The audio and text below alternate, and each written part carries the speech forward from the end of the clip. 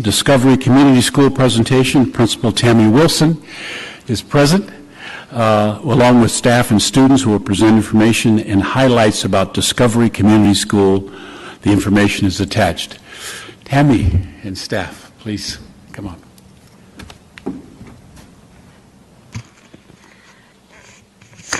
Good evening, Chair Green.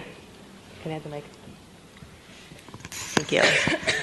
Thank you. School board members, Superintendent Jett, and Executive Board. Thank you for inviting us here tonight to talk about why we're Discovery proud. I'd like to introduce my assistant principal, Becky Estrada, as well as my first grade teacher, Jen Biebel. We're going to start by sharing our video with some highlights of our school. Is it the arrow?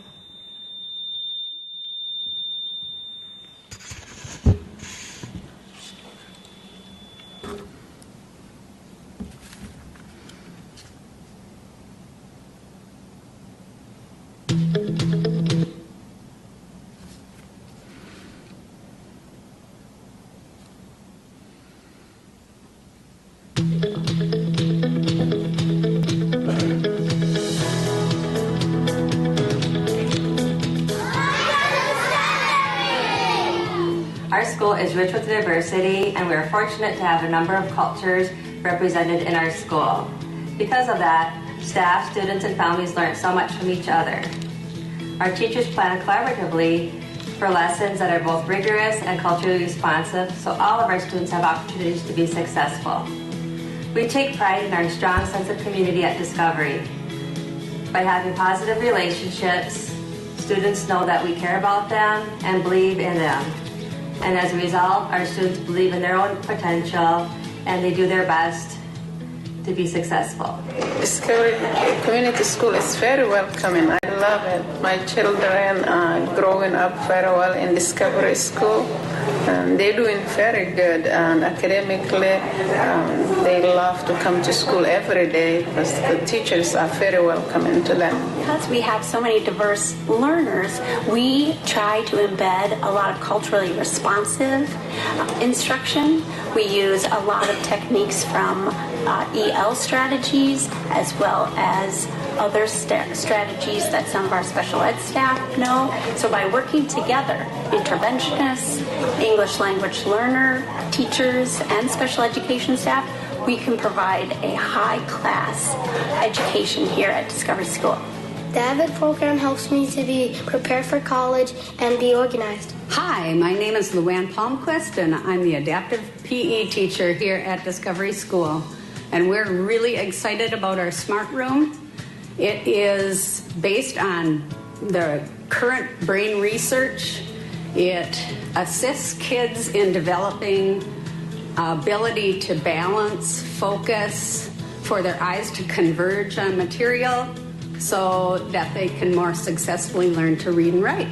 Mindfulness is working hard to get your mind in a nice calm state where you're not racing away chasing after every thought that comes to mind, and that is the optimal state of like calmness that you want to be in for teaching and for learning.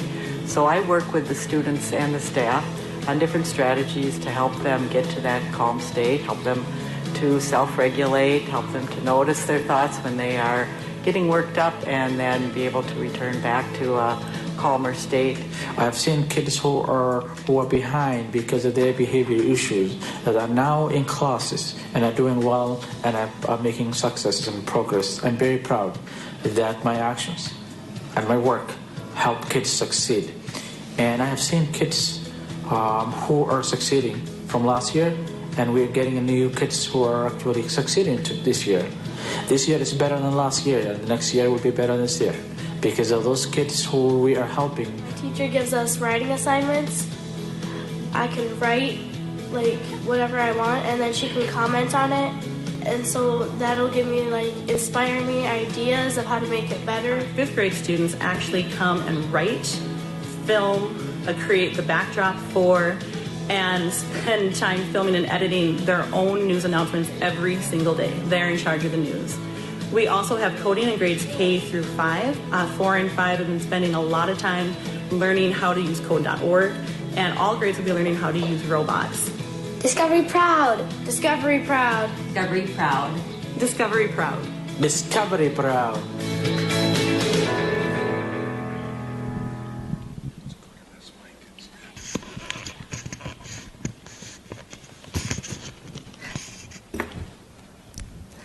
So those are some highlights of what we have going on at Discovery this year. I'm going to start by talking about the students that we serve. Our demographics, as you can see, we're very rich in diversity. We have almost 50% black students, 20% white, about 19% Hispanic, about 6% Asian, and less than 1% of our students are American Indian. Looking at our demographics, we have a very high population of free and reduced lunches, almost 90%. Almost 50% of our students are EL students. And being such a diverse community, we embrace these differences in the classroom through our teaching strategies and our student-to-student interaction. It is also important for our students to see themselves represented physically in our building. And that is why representation matters. I have been very intentional with the staff that I have hired for our school. We have 9 employees who speak Somali, 4 who are fluent in Spanish, and 5 who are fluent in sign language. This gives our students the opportunity to be supported, heard, and understood. As we look at the MCA reading trend for all of the students at Discovery, you'll notice that our growth mirrors the state. Our growth is also supported by the co-teaching that we have in the classrooms, and I'll talk about that a little bit later. We also have a library that we have added many books that are leveled and authentic for our students, so they see themselves represented in literature as well.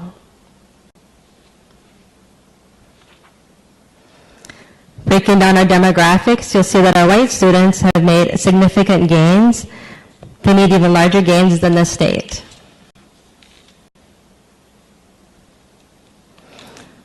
Although our black students made up large gains in 2014, this last year we did lose some ground.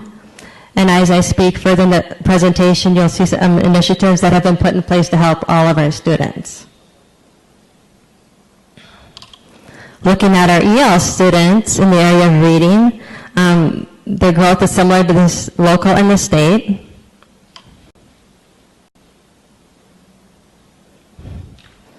Although there was a slight dip in 2014, our special ed students went up last year. Like our white students, our special ed students had made larger gains than the local and state special ed students. And we attribute this to the co-teaching in the classrooms, as well as our special ed students receiving core instruction in the classroom. Next, we'll look at our math MCA trend for all of our students. This is one slide that I'm proud of because we have made gains in this area, while the local and state have declined. I attribute this to our Power Half Hour, which I'll explain a little bit later in the presentation as well. Breaking it down, our white students made 5% growth, which, like the previous slide, is better than the local and the state average. Our black students on a math MCA outperformed the local average by 10%, and they were higher than the state average.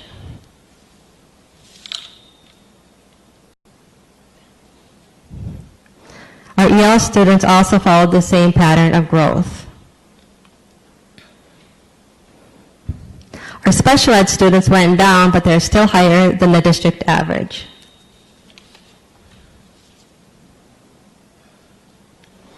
The next slide I titled Why, because everything we do at Discovery is for intention. We use our data intentionally to ensure all students have equitable access to education. We also work collaboratively as a leadership team to ensure this happens.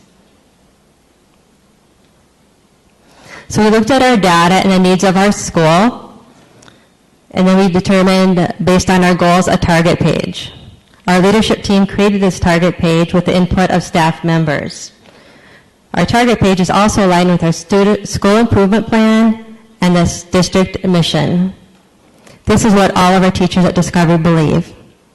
We believe we are a community of learners with the belief that all students can learn and succeed.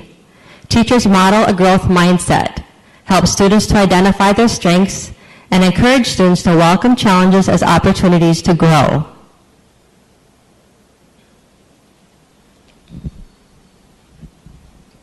So the first part of our target page focuses on how we use mindful lesson planning through a cultural equity lens. So the first way we do this is through our extended day. So for us, extended day occurs 3 days per week, and this is an opportunity for us to spend an hour after school to collaboratively plan within our grade level teams. So we focus on planning our grade level math and literacy content, as well as having the opportunity to plan our units and our lessons within our co-teaching teams. This collaborative planning time allows us to grow professionally as educators, as we're able to share ideas and learn from each other's expertise. For example, as a member of our first grade team at Discovery, we've used this time to support the findings from our data team meetings in order to plan more data-driven instruction in math and literacy in order to support students at all levels, no matter where they may be. The second part of our target page focuses on how we use powerful instruction through a cultural equity lens. So as Tammy mentioned before, we're implementing a lot of co-teaching. So at Discovery, all our classrooms from kindergarten through 5th grade have the opportunity to co-teach. And this is where we have 2 licensed teachers in our classroom who teach together for an hour each day during our literacy block. The classroom teacher and the co-teacher, who might be an English language teacher, a special education teacher, or an interventionist, we plan, teach, and assess the students together in order to better serve and meet their needs. So we have a monthly training to support our growth in this, as well as guidance from our academic coach to support us in this co-teaching. And this support, along with our planning time, has led to powerful literacy lessons that are better able to support all the students to be in the classroom and to learn effectively in the classroom. And I know as an educator, it's very inspiring to see the enhanced student growth that we've seen through the co-teaching model. I've had the opportunity to be a part of co-teaching last year and this year, and it's just amazing to see how when we put 2 teachers together for that hour and build on our unique strengths and really work together, we really see that all students are succeeding in literacy and getting the instruction to meet each individual needs. Our teachers not only focus on the content of the lesson, but they also focus on language. One of the strategies our teachers uses is SIOP, which is Sheltered Instruction Observation Protocol. And this allows students to have access to the lessons in a different way that's meaningful for them. Our teachers also use CLR strategies that are culturally and linguistically responsive for all of our students. They validate and affirm a student's language and culture at home, and they also build and bridge the students for school so they're successful in the classroom.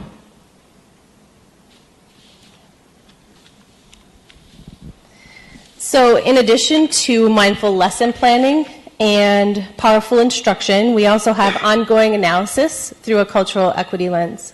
It really begins with the back-to-school goal-setting conferences with parents and students and their teacher.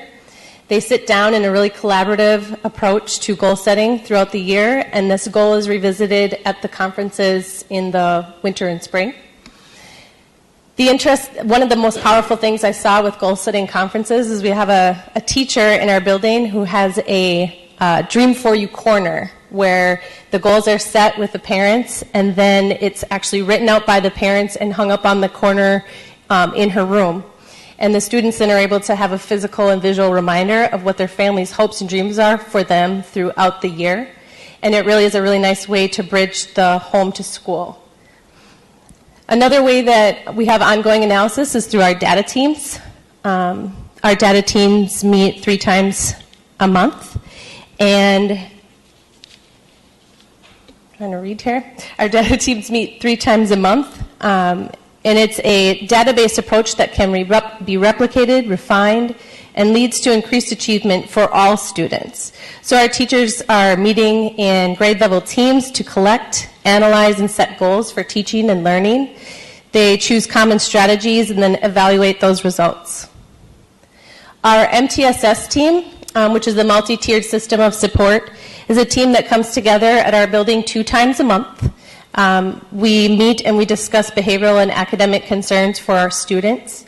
Most of those referrals come through a parent referral or a teacher referral. And it's a real wraparound approach, bringing all the key players in our building to the table. Typically, it is a classroom teacher, special education staff, administration, parents, that wrap around those tier 1, 2, and 3 supports. And the key to the MTSS system is that ongoing analysis of those interventions to make sure that they're successful. And if we have to go back to the table and come up with a new intervention, we can do that. PBIS is our positive behavioral intervention and supports. It's a tier 1 intervention that we use with all of our students. It's school-wide, all the way from student to teacher. It's a social, emotional, and academic approach to really increasing our positive school-wide culture. Another way we've been able to look at data was through teacher talks. This is where I have met with individual classroom teachers and their team, which includes a special ed teacher, EL teacher, and sometimes an interventionist. I met with them after we had our STAR benchmark data, and we were actually able to drill down to individual students by looking at the data, interventions, and programming that has been put in place, making sure that each child is getting what they need. I will be doing teacher talks again after the 2nd and 3rd STAR testing, and it's been very beneficial as we talked about individual students and their needs. Once we finished with our teacher talks, then our teachers met with individual students setting reading and math goals, and this was very empowering for our students as well as they took ownership in moving forward with their achievement. We are also building strong leadership capacity among our teachers within a building. They've been modeling a growth mindset as well as working on developing a powerful skill set as well. And I'll let Jen talk to you a little bit more about that. So our leadership team, like Tammy says, plays a key role in planning professional development for our building in order to meet the needs of all staff, no matter what level of their teaching journey they may be at. The leadership team at Discovery is a 10-person team, and it represents classroom teachers at all grade levels, as well as the EL team, the special education team, in addition to our academic coach and our administration. So as a leadership team, we are facilitating our data teams this year, thanks to support we received during summer training.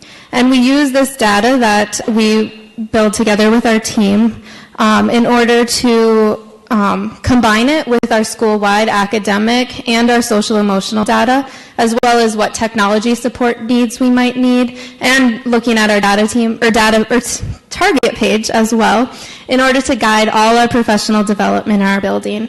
We want to and we do ensure that everything we do is intentional, so that we make sure we're supporting all teachers in their journeys. And this means that as a leadership team, we're really serving as collaborative leaders who help make building decisions as a team, and this builds our capacity from within, so we're able to support everybody from within as much as we can.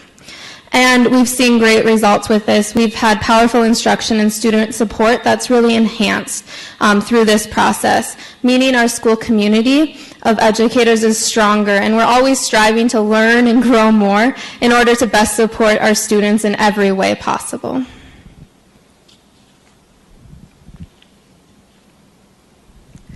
I am very proud of the area of technology, how far we've already come.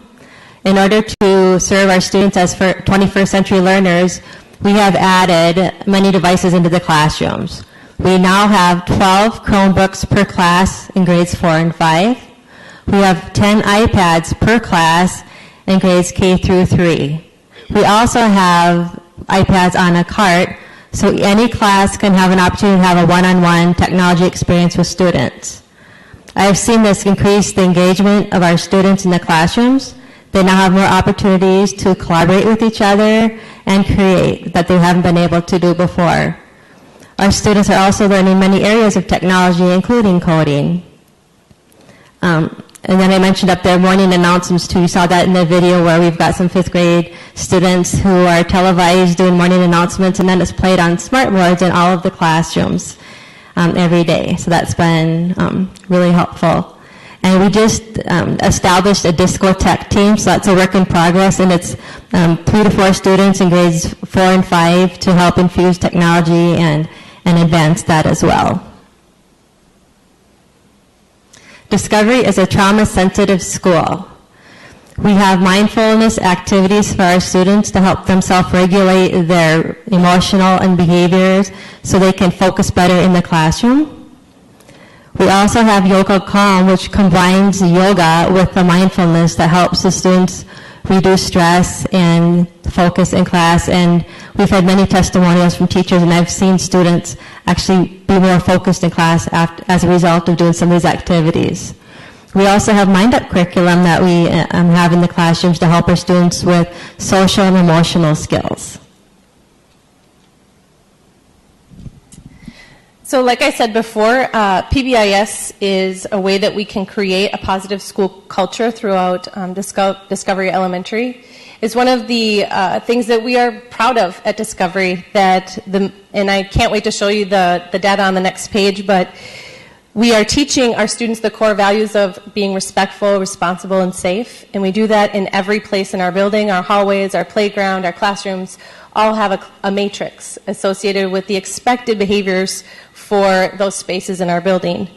We encourage our students by splitting them into 2 houses this year, and those houses are the Tech and Apollo houses, and we split them up K15 and 234 purposefully.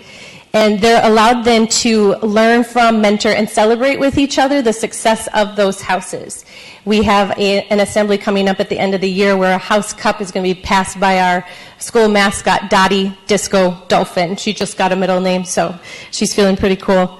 And as you can see, our U-Count slips and our bus bucks are those things, those incentives that are given out to students for the expected behavior that we'd like to see.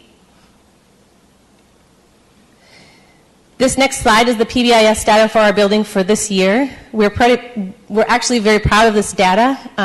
We are 98% in the green, 1% yellow, and 1% red, so what does that mean?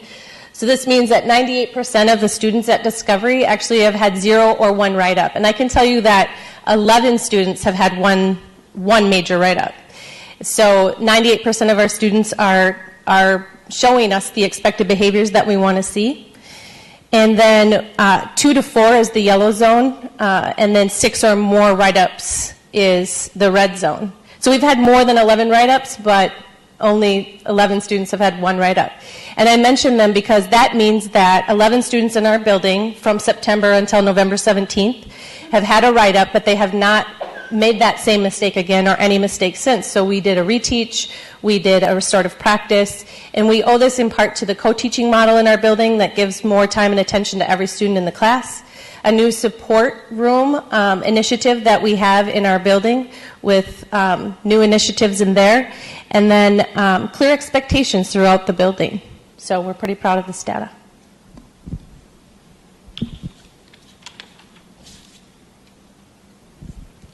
We're also proud of the differentiation that we have at Discovery. We have a Young Scholars Program that creates pathways for underserved students to access our gifted and talented program and services. We also have Power Half Hour, and that is data-driven. It's an extra 30 minutes of math for students to receive instruction at their level, and I do attribute that to our increase in math scores. We have small group instruction in reading and in math, which is differentiated, again, to meet individual needs of students.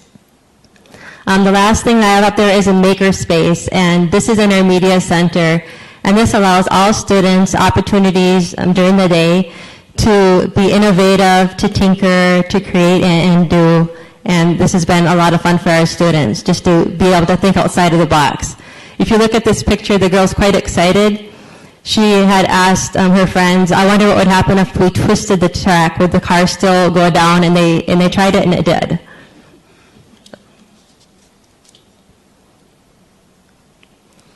You did see a little bit of this about the smart room in the video. Discovery is the only school in St. Cloud that has a smart room, and we are very proud of this. It stands for Stimulating Maturity to Accelerated Readiness Training. Through this program, students develop gross motor skills, fine motor skills, and all the sensory systems, and it is aligned with academics.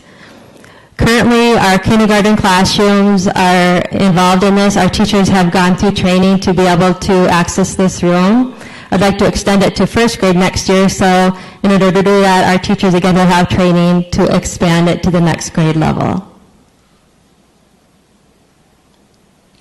We have 4 family nights this year.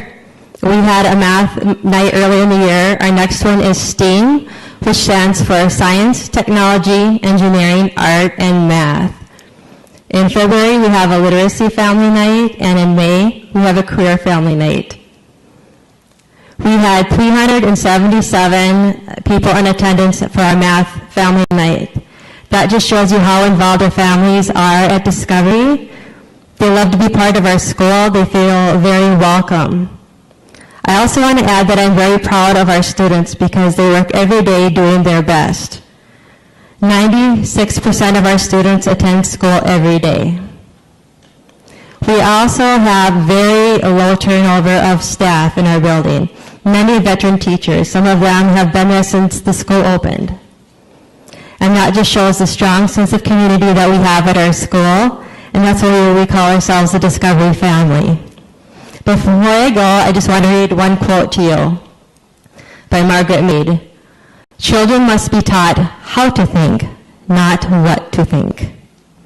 Thank you for your time and letting us talk about why we're Discovery proud. Please let me know if you have any questions. Thank you. Fantastic. Thank you very much. It was a very well put together presentation, and I'm amazed. I started in human relations in 1970 with St. Cloud State University developing the first human relations program for teachers. The distance we came in 30 years or 40 years is minuscule in terms of the distance that you have come in your short time as a principal of the school. It's been fantastic, so I applaud you for that. I would like, does anyone have a question or comment they'd like to make? Mr. Hinches, I saw your hand coming up. Actually, a comment and some questions, and I'm not sure if this will come out exactly in the way that I would like it to. I would start by saying you're doing a fabulous job at Discovery, and there's plenty of evidence to support that. And I really like your target goal that all students can learn and succeed, and that the goal is to help students identify their strengths and encourage them to welcome challenges as opportunities. Those are really positive goals for the school. And you went through the many, many interventions that you as a staff are doing, which are exemplary and best practices, kinds of things.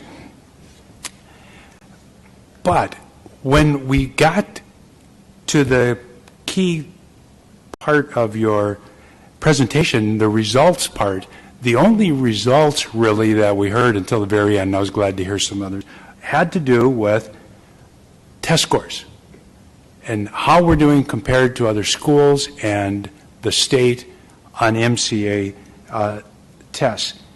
And I wonder what other evidence is there that we have of growth of students that we could emphasize more than the MCA scores, which frankly I have a real concern about us doing, and frankly about the way those scores are used with the state of Minnesota. But some of the things that as you were presenting, and I was thinking about what your goals were, is, you know, you did mention the number of families attending family night. I think that that's a measurement of success of a school, that you're connecting with the parents.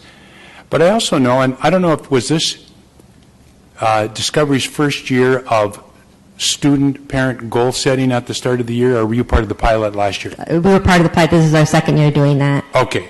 And this year is the first year of the teacher talks using those. That is correct. To help.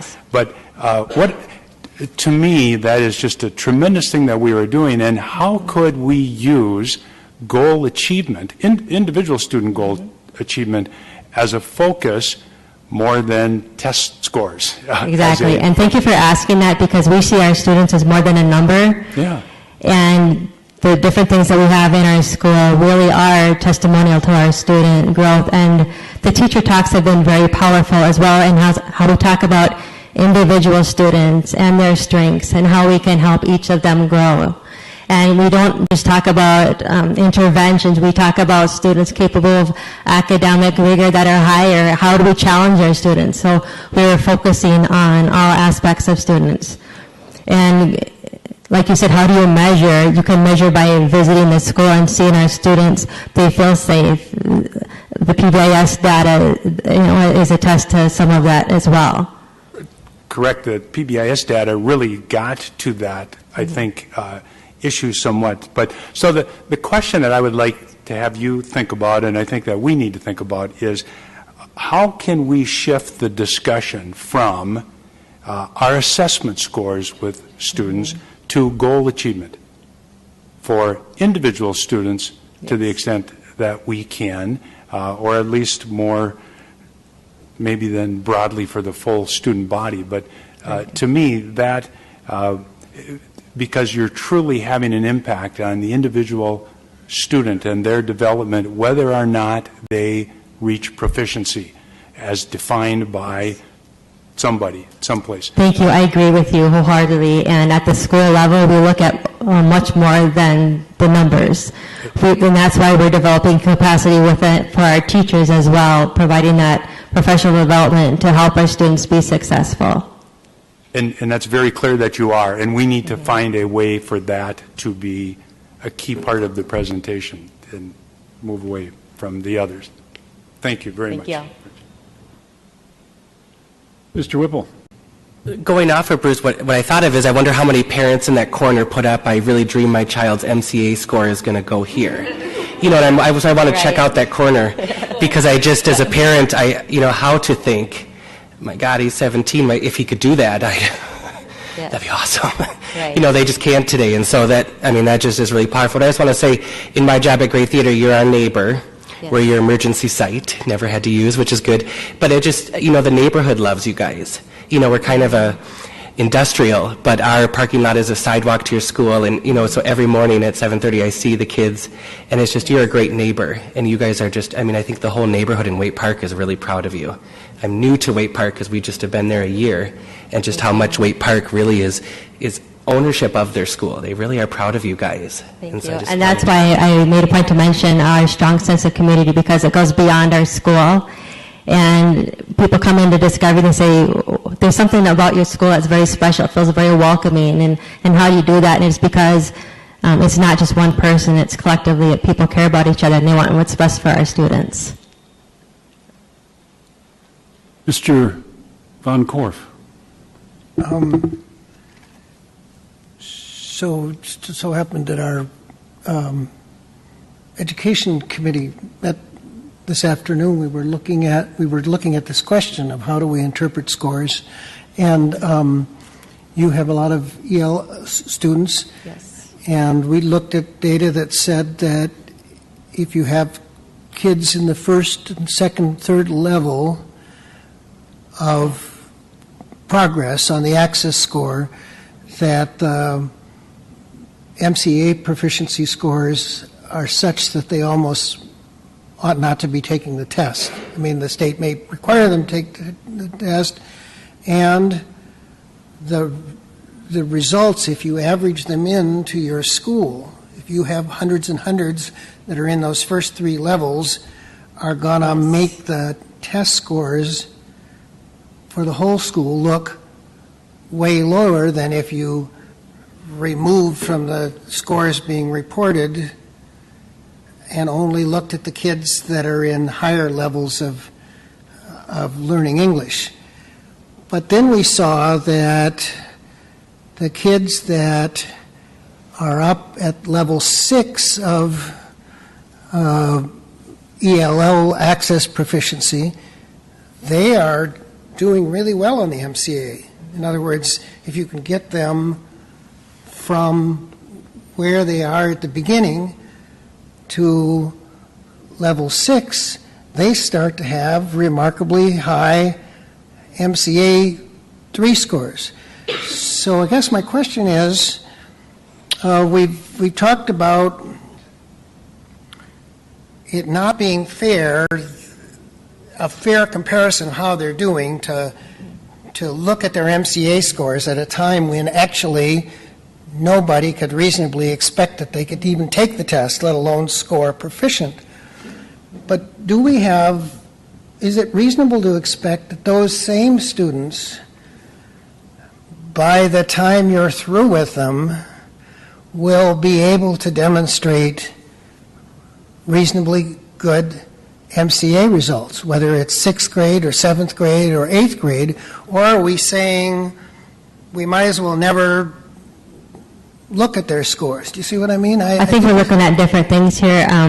We're talking about a language barrier, and once we catch students up in that area, they have the same brain capacity as any other child that we have, and we know that. And so we focus on the child. We take every child where they're at, and we move them.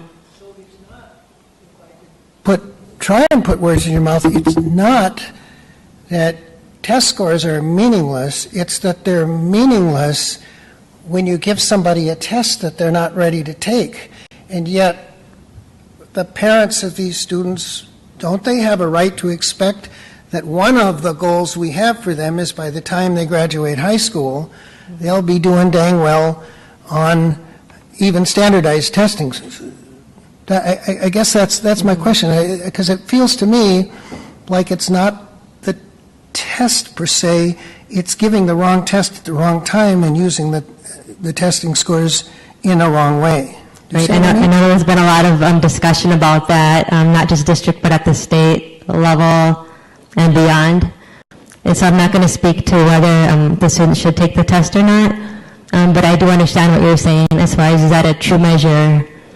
But I do expect that they will be caught up, and we have the same expectations as anybody else. Just to put a fine point on it, I taught math for a while.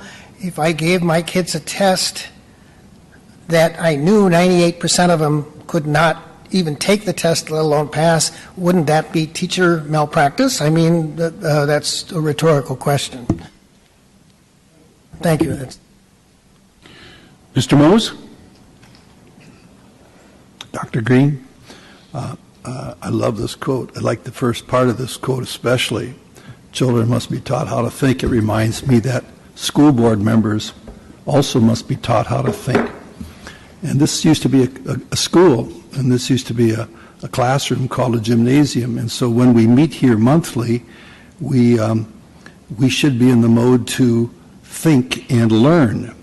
And we need to be taught by other persons, and we need to teach each other. So in that context, occasionally, or not occasionally, regularly, it's been generally my characteristic just to praise and congratulate. That's what I do. I love to hear this stuff, because it impacts me. And I love to tell you how great it is. And I do. I mean that. But at the gentle insistence and urging gently of my board members, colleagues, I've been kind of urged to find a different voice, here, a different governance voice. So I'm going to try it out once and see if it works. So I would just like to examine a little bit from a governance perspective, a little bit here, if I can, see how this works. First of all, I want to just ask you about the CLP, collaborative lesson planning that you described here. Yes. Never heard of that in my life. Been in this realm for 50 years. Most people have heard about it. That shows you that sometimes we don't all know everything. I don't know anything about this. I think it's exciting. So when I hear this, tell me a little bit more. At the K-5 level, I'm imagining this works differently. how does this take into account the what teachers bring, that creativity and that that individual kind of insistence upon wanting to do things from their heart and their guts and their mind and everything like that? This must work. Right. Just tell me about that, do you want me to please. Answer? Do you want to? I mean, I can. I'd like to go on, if the chair indulges me, I'd like to go on with a couple of other questions or observations, but this is my first. Yeah, I'd love to share about this. So, I mean, in my first years of teaching, I really would, go home and go on my computer, type up or write up whatever I was going to do. I wasn't talking to other teachers always. Right. It was very individual and only thinking about what I thought was best for my students, right?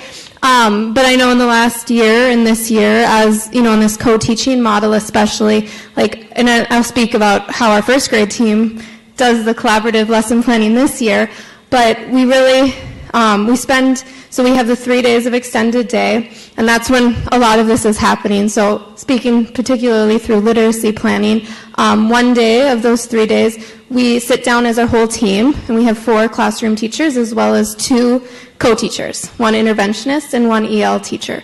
And we all get together and look at, okay, this week in our future, how can we best meet whatever content and language objectives we want to serve with meet for our kids that week. Maybe it's main idea, maybe it's, whatever it might be. And we think about, okay, what are our objectives? And then how can we best meet those objectives through, what stories we might be reading, what activities we might be doing. And it's such a great opportunity for the 6 of us together to share ideas. Because I might think, oh, here's the way I taught main idea before. But my EL teacher that I work with, she has this great idea from the EL perspective. The intervention teacher has a great idea from how to best serve those students that might be, lower in our grade level. And then, of course, we have 4 classroom teachers who have all come with a wealth of different experiences and different classes they've taught, different students that they've helped. And we all sit there and, share ideas and then come up with, okay, so here's what we're going to, here's our objectives, here's an idea of how we can teach that lesson. We come together the next day within our specific co-teaching teams. So for example, on our team, we have 2 classroom teachers that co-teach with the intervention teacher and 2 classroom teachers that co-teach with the EL teacher.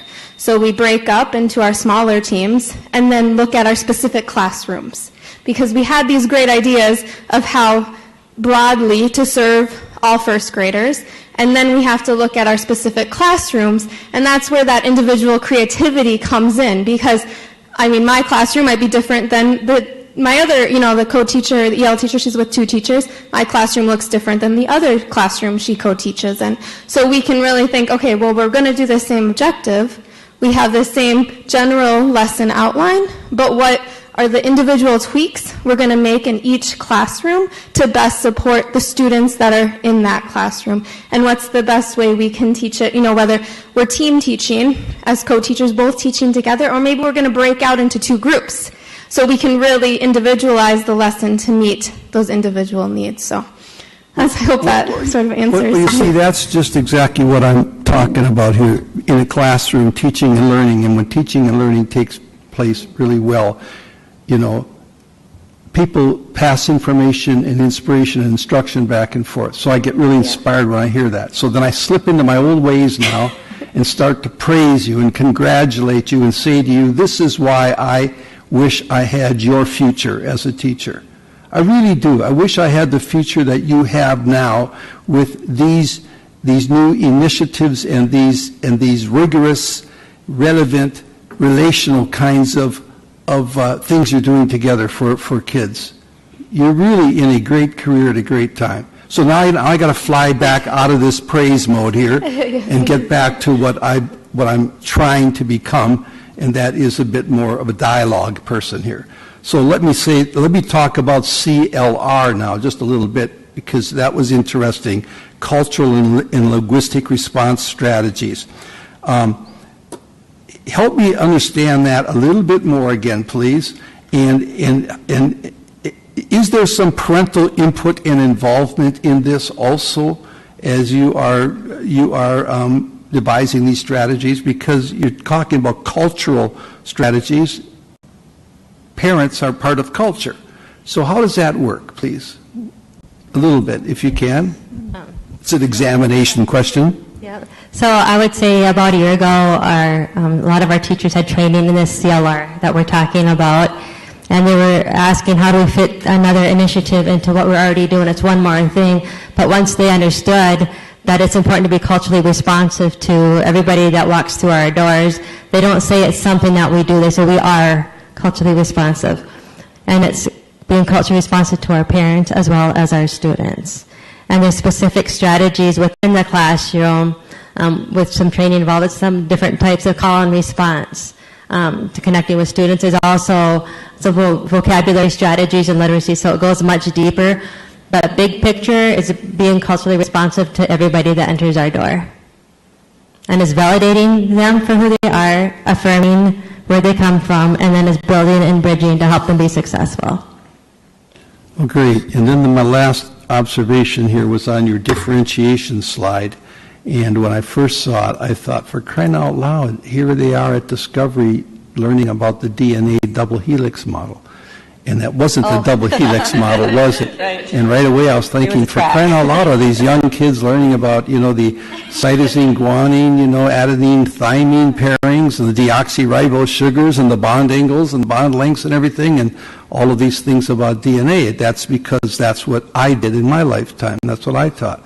So this is visually kind of exciting to see something that was familiar to me applied in a different way, but it just reminded me that there's a connection between so many things visually and everything else.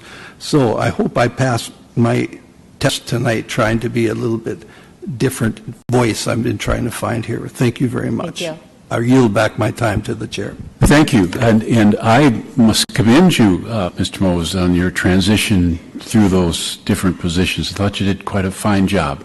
Well, that means a lot to me. Thank you very much. Thank you. And the only concern I have is that your lack of enthusiasm. We're nervous. So we are enthusiastic. I will transfer that to the Superintendent Jett. Never enthusiastic. Chair Green and members of the board,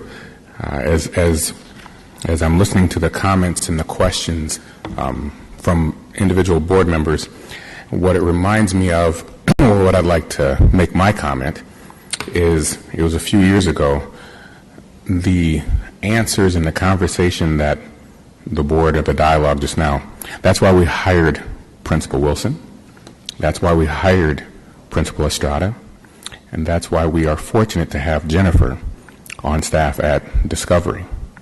They look at the entire student. Are they concerned about a test score? The answer is yes, because that's the rules of the game that we have to play. But in their interviews, in conversations with them, their thought process is about the entire student, the whole student. Their thought process, it's loud and clear that they talk about laying the foundation so that we will have productive citizens, not only while they're at Discovery or part of the Discovery family, but when they move on from Discovery to go on to our middle schools, and when they go to high school, and they will be productive citizens in this community and throughout the world. And so I would just like to say thank you to you three out there for all that you do. The community recognizes what you do. The families recognize what you do. Administratively, we recognize it on a daily basis. And that's about all I'm going to do. I just needed to make sure that I said that, because you guys do amazing work. I want to say thank you.